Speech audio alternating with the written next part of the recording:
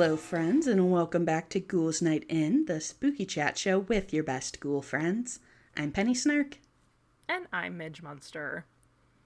And today I am bringing to the pod one of those classic things where a bunch of people sent me the same video all at once.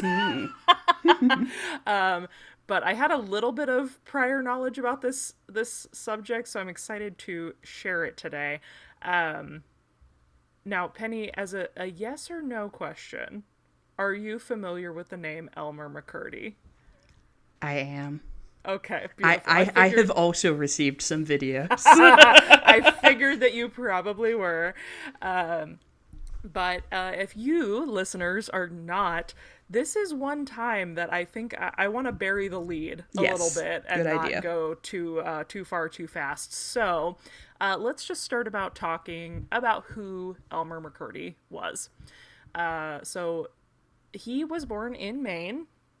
Had a bit of a challenging upbringing. He lost a lot of people very young. Was raised by his aunt and his uncle and didn't find out until he was a teenager that those were not his parents. I mean, they were his parents, but you know what I mean? They raised him, but he was not aware that they were his aunt and uncle. Yes, that he had another set of people somewhere that gave birth to him. And then ended up living with his grandfather for a while, who passed away, and then his uncle died. Everybody his family just kind of disappeared around him. And he's a young person with, it's not like he's from an affluent background. So he's kind of becoming a bit of a drifter, looking for work, looking for ways to take care of himself. What time period are we talking? Well, I was about to say. We're in the midst of the financial panic of the 1890s. 1893, there's been a huge economic collapse. We're in the middle of Industrial Revolution. There's a lot happening for young workers. So he's scooting about, looking for work, and he ends up making his way actually through my neck of the woods, through Missouri and Kansas. Hey. And then he joins the military in 1907. And this is important because he gets educated by the military on the use of explosive materials, which will become important to him later. And then after a few years in the military, he receives an honorable discharge in 1910 and turns to a different way of taking care of himself and making money. So he moves to Oklahoma, where he joined a band of yeggs. And yeggs are like hobos, except instead of traveling from town to town looking for work, they look for crime. They look for places to rob. And here is where McCurdy's knowledge of explosives starts to come in handy. He gets in with a group and becomes kind of their explosives specialist. Sort of. I say specialist with air quotes because Elmer McCurdy is kind of known for being a failed bandit. They try to rob trains. At this point, you're using nitroglycerin as an explosive, which is not a very, what's the word I want to say? A very predictable material. Yeah. I say not super stable. Yeah, not a lot of control that you have around how it does its job. So, famously, he is known for a failed attempt in which they tried to rob an Iron Mountain, Missouri Pacific train, and the nitroglycerin melted the safe door, but it also melted all the silver inside. Whoops! So they didn't get any money from that. Dang it. Don't you hate when that happens? I do. I hate that. And then at another time, he robbed the wrong train, and so instead of ending up with the $400,000 that was on the train he was supposed to rob, he ended up with $46 and a jug of whiskey. out of a full train heist. So not the best outlaw there ever was. And lo and behold, he also is not an outlaw for very long. As I mentioned, he was discharged from the military in 1910. His career as a bandit comes to an end in 1911 when he was cornered by law enforcement in a barn in Oklahoma where he had been hiding out. And he fired at the officers, who in turn opened fired on him, and he passed at the scene. So, that is the end of Elmer's life. Why are we talking about him? Right, Midge, we're only 5 minutes in. This is a pretty short podcast episode about this bandit. And that's Elmer McCurdy. Thank you all so much for listening.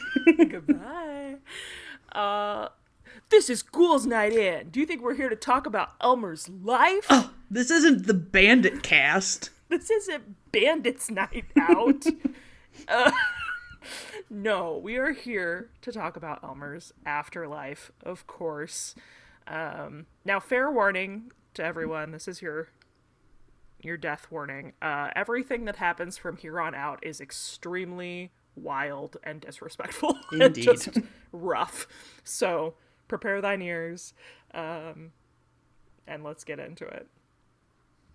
So, Elmer has passed, but his body sits unclaimed in a funeral home in Pawhuska, Oklahoma, for several months. Sure. I mean, we heard that all of his family is dead, so... Right. No family. And he's in Oklahoma. The family he did have was in Maine.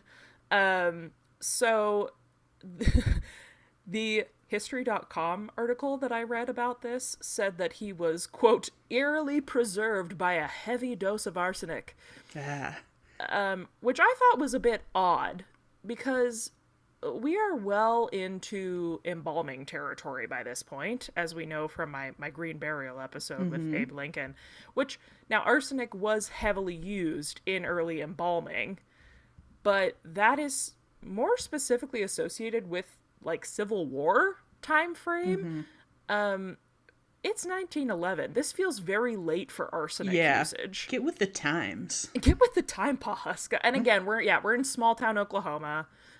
So maybe that's part of it, is that I know, like, it was hard to find people to teach people to embalm, and formaldehyde was a newfangled contraption. But yeah, that struck me, that he was arsenic preserved. Or I mean, maybe it was like they just, like, embalming can be expensive. Like, maybe they were just like, very true. Well, yeah, he's sprinkle some arsenic on him. Nobody's paying for his burial, so yeah.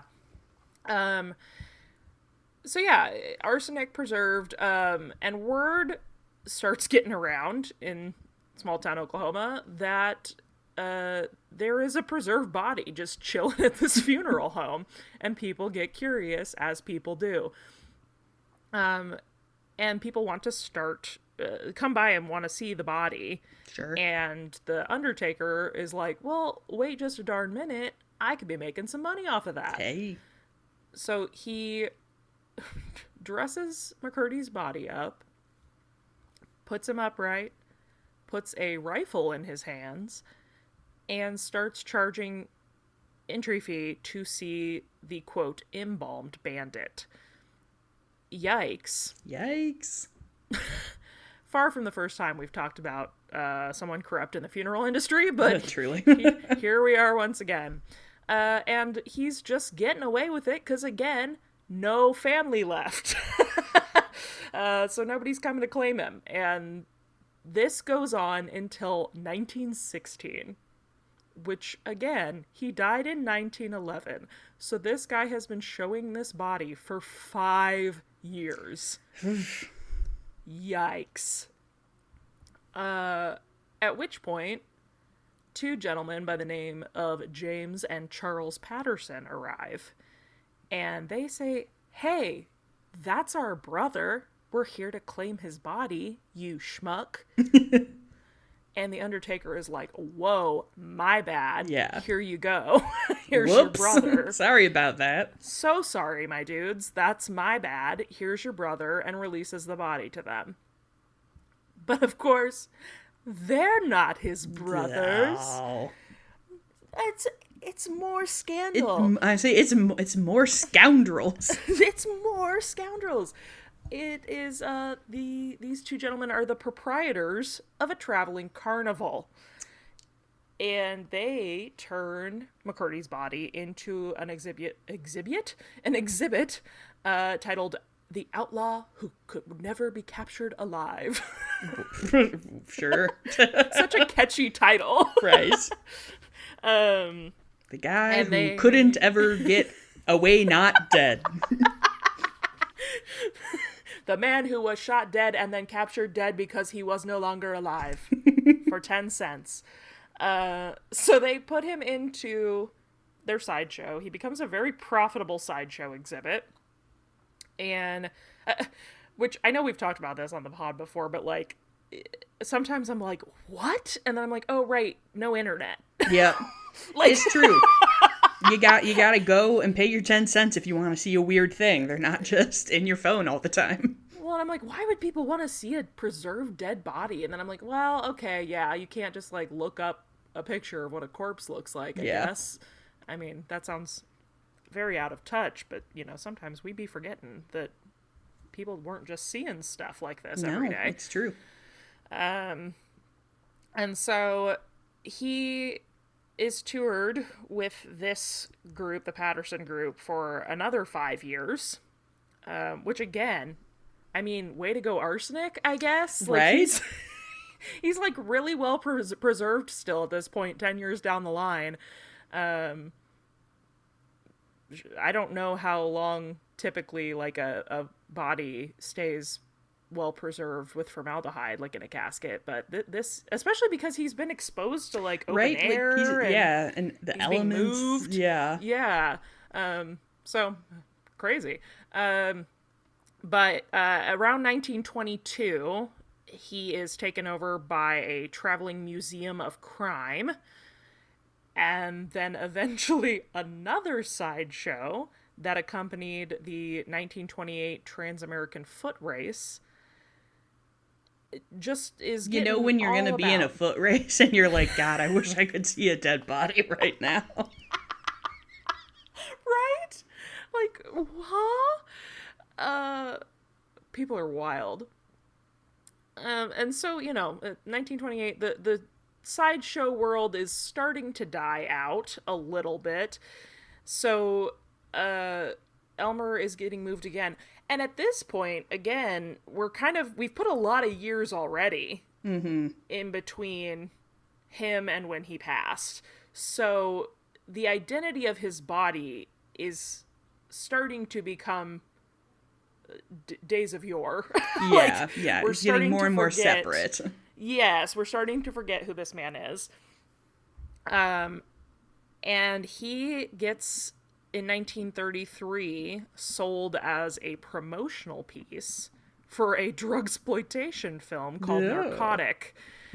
And at that point, he is being used as more of a mummy than a man. He's being displayed in theaters as a warning, and now he is starting to look a little crispy. He's shrunk up quite a bit, and so his physical condition is being credited to his life as a dope fiend. Oh, sure. And they're like, look what would happen to you if you did drugs. Now go in and watch this movie.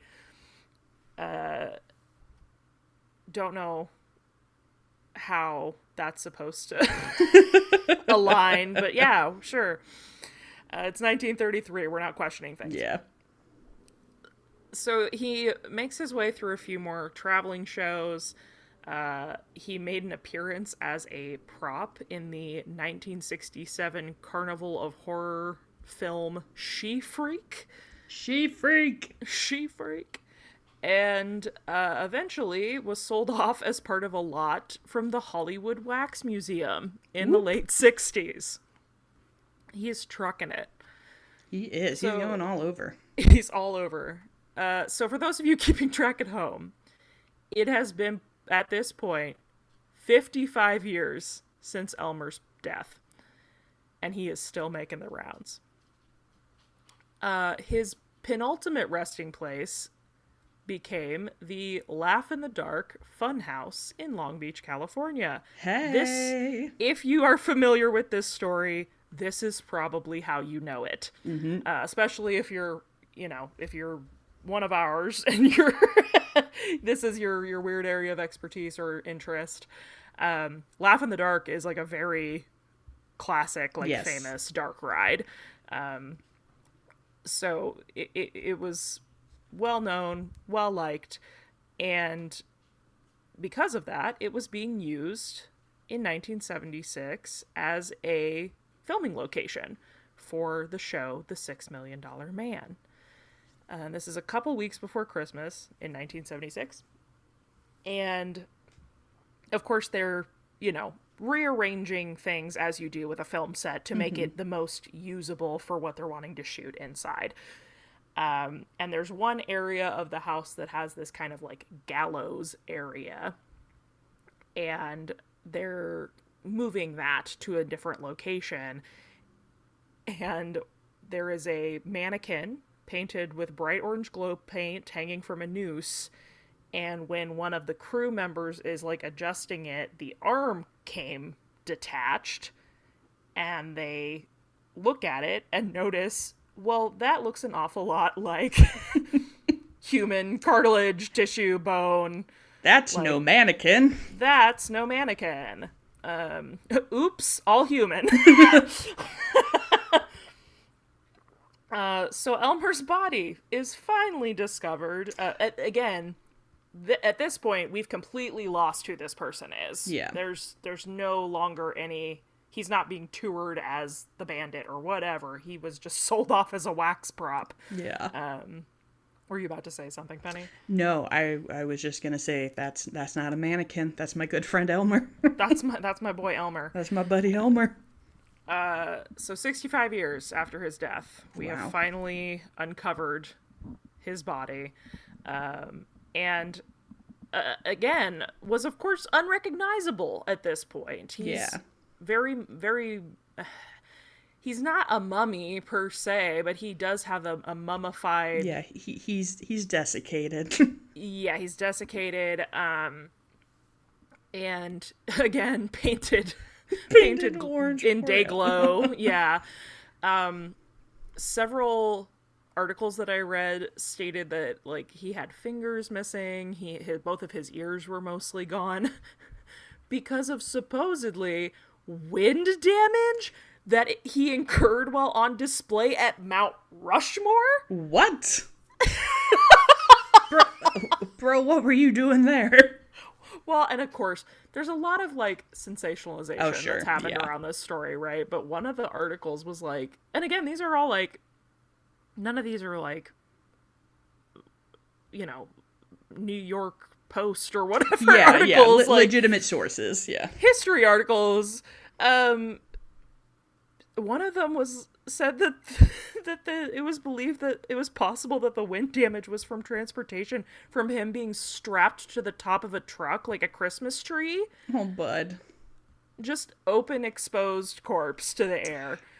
Well, I mean, when you talk about that he was in a wax museum and stood off as a lot, I'm this is the nightmare of everyone who goes to a wax museum and is what if that was a real person? And one time it was.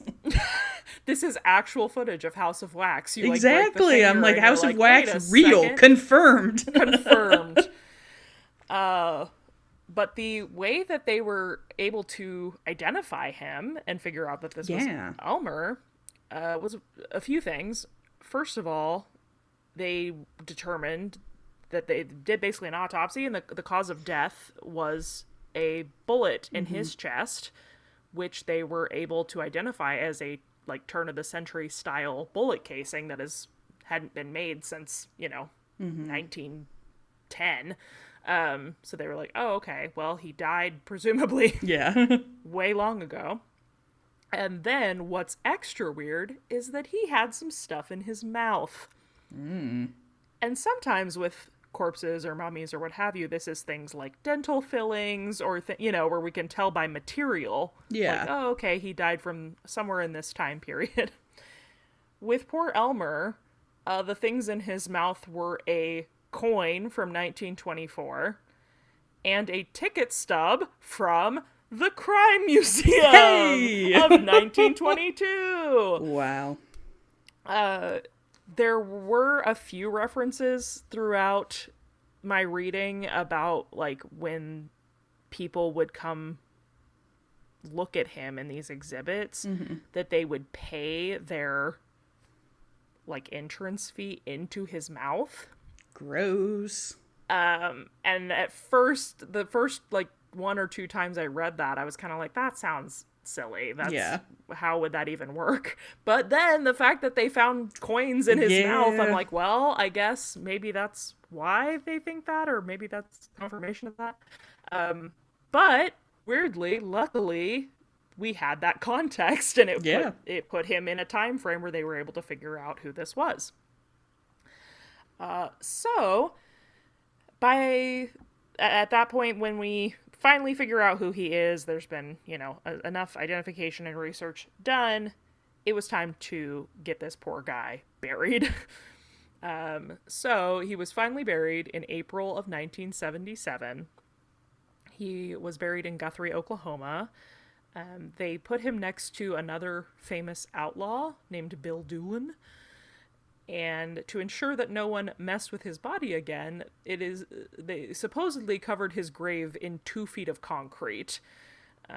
There's not, like, confirmation of that, but that's what has been said, is to keep people from further messing with him. Now, first and foremost, to state the obvious, what happened to this person's body is horrible. Yeah.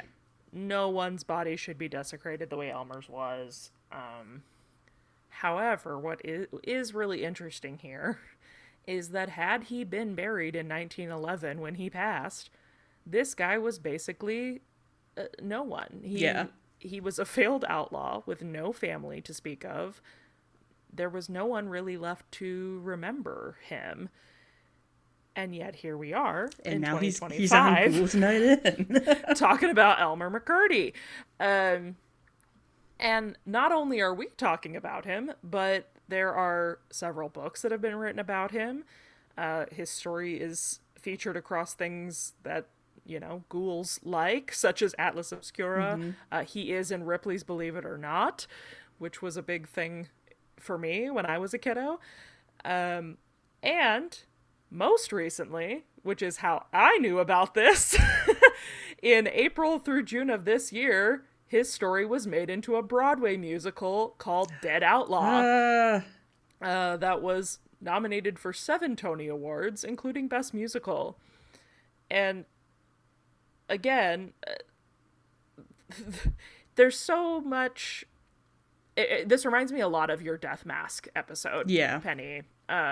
Because, of course, all these things are very interesting and cool to us, but Elmer, the human, the person, was not here to experience any of that. And so things like this bring up a really interesting, just opens a discussion about humanity and where we begin and where we end. There's a part of me that thinks this is, like, cool in some ways. I'm like, well, I think if it were me, I'd be like, oh, cool. People know who I am, 100 years later. But it is very, it's very touchy, and it's very sad in a lot of ways, too. Even though this person was technically a criminal, he was a human being. And it's, very, very interesting.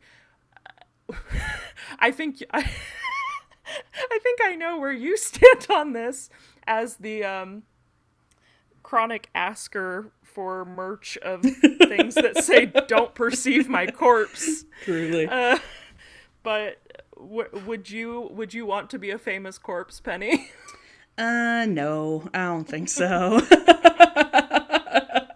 I wouldn't see, and it just kind of, I think that it's also kind of like, how are you a famous corpse? Like, I would be happy to be a catacomb saint and get to, like, hang out and be fancy. I don't think I would like to be a sideshow corpse and have people put coins in my mouth. Sure, or hung from the ceiling. Or painted orange. I don't look. I only wear minimal orange, so that's not really my color. That's not my color. Now, if it was purple, maybe we could talk. Maybe we'll talk. Well, and what was again throwing more stuff at the wall here, but what was so crazy to me is that it took the whole arm coming off before somebody was like, Yeah. Because but I mean, he had lost appendages. Yeah, I mean, I guess it is just kind of like the question of, like, you see what you expect to see. Like, sure. If at this point, like, if you're in Laugh in the Dark, you're not like, I bet that's a real human corpse.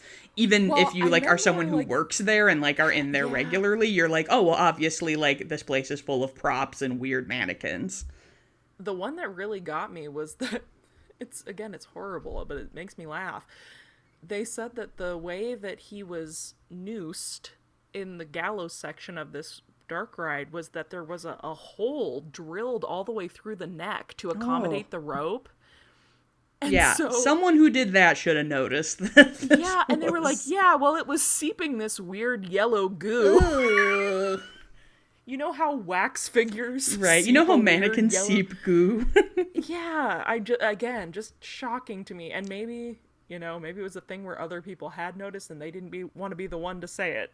Right. And I feel like you would also, like, you would feel kind of crazy if you were like, hey guys, do you think that's a real human corpse? Guys, hey, weird question. Do you think this is a dead body? Right? Like, I could see just being like, well, that's a crazy thing to think, so certainly it couldn't be. I did also see, I think this was from the Ripley's article, which again, could be sensationalist, so who knows, but it did say that when they first called for, like, 911 or paramedics or whatever, when they discovered, like, the arm situation, that they were called in for a case of, quote, severe dehydration. Yeah. Like, my dude's hella dehydrated. Bring liquid IV when you come. Right. It's like that is his biggest problem right now. It's the corpse who's had a hole drilled through the neck. Had a full film career at this point. Yeah. But yeah, that is the story of Elmer McCurdy. And that's, part of why I wanted to bury the lead a little bit and talk about him as a human being first before we start, even though it was a short story, because when we talk about these things, like, first and foremost, the thing to remember is that these wild history things that we learn about and think are so crazy and funny, they're people. Yep.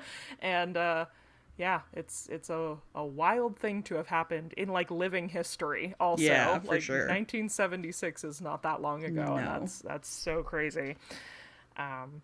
But like I said, if you let me not turn that into a pitch for us. I'm like, and while we're here, if you wouldn't like your corpse perceived, would you like your corpse to be desecrated? If not, buy our merch that says "Don't perceive my corpse." It'll definitely work. It's a binding legal contract with anyone who sees it. You have to die in it. Yeah, you have to. First off, you got to know. You got to be wearing it when you die. That's gonna be my first, instruction in my will. It's like, okay, step 1, I'm dead. Step 2, put me in my "Don't perceive my corpse" t-shirt. Step 3. Don't turn me into a human wax mannequin. Yes, please don't put coins in my mouth.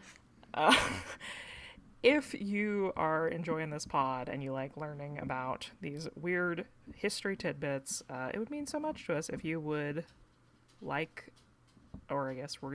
us or review us wherever you listen. We're currently fresh out of hot reviews, so please leave those where you can. And if you can't leave them where you listen, you can always send those to us in a DM over on Instagram. We are at Ghouls Night in Ghouls. What are we? We're at Ghouls Night in Pod over there. Or you can also get in touch with us on our Discord server. Yeah. As I mentioned, this episode came from a bunch of y'all asking me to talk about it. So if there's it works. It works. If there's other interesting things that you'd like to hear more about, our Discord server is a great place for that. We have a whole channel dedicated to episode suggestions, and hopefully we'll select yours at some point and talk about it here. Yes. And if you are looking for me, you can find me all over the web at Midge Munster. And you can find me at Penny Snark. And until next time. Goodbye. Bye.